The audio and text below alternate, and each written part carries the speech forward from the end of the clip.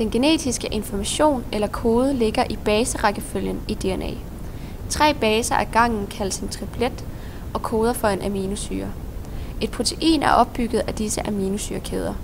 Rækkefølgen af baser i DNA i det enkelte gen indeholder derfor opskriften for lige præcis et bestemt protein. Proteinsyntese er dermed dannelsen af protein i cellen. Transkription er dannelsen af en RNA-kopi af den ene DNA-streng. Når der er behov for et protein, åbnes DNA-strengen af enzymet helikase, og DNA-strengen kopieres ved, at den base, der passer til, sætter sig på DNA-strengen efter baseparingsprincippet. RNA dannes altså som en komplementærstreng til DNA-skabelonstrengen, da C f.eks. vil sætte sig over for G osv. De frie nukleotider, der sætter sig på DNA-strengen, er RNA-nukleotider. Det vil sige, at tymin er erstattet af et uracil i RNA. RNA-polymerase sammenkobler RNA-nukleotiderne under transkriptionen.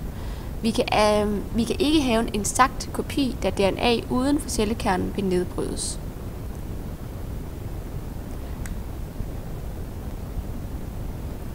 Nu forlader mRNA-strengen kerneområdet gennem membranen, da det primære transkript er dannet. mRNA indeholder også her introns, som er sekvenser, der skal klippes ud. Denne redigering bliver foretaget af splisosomer, inden RNA'et forlader kernen. Dette vises dog ikke i videoen. Vi har bagefter en trimmet DNA-streng, der kun indeholder exons, altså koden af DNA. Transkription er omsætning af RNA-strengen til en aminosyrekæde. Når mRNA har forladt kernen, finder den vej til ribosomerne, som består af 2 subunits, altså af 2 enheder. mRNA tilkobles den første del af ribosomet. Ribosomet læser mRNA-strengen og sammenkobler den med det matchende tRNA. tRNA har tilkoblet en aminosyre, som passer til den triplet, som der aflæses, og denne aminosyre afleveres til ribosomet, når ribosomet aflæser den specifikke kode.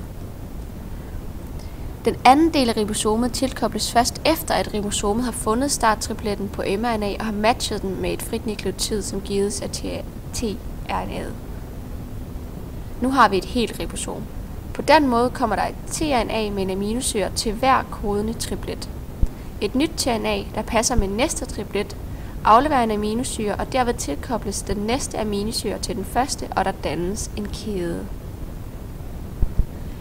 mRNA kan aflæses af flere ribosomer ad gangen, så man får flere eksempler af aminosyrekæden. Efter nogle aflæsninger oplyses mRNA til frie nukleotider, og der kan anvendes til et nyt RNA.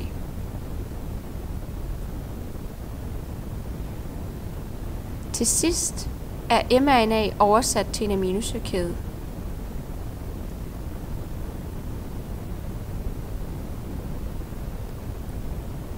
Når denne aminosyrekæde er blevet dannet, har ribosomet fuldført sin mission. Aminosyrekæden foldes. Der forlader ribosomet og foldes og er klar til eventuel modificering. Denne proces sker hele tiden i vores celler.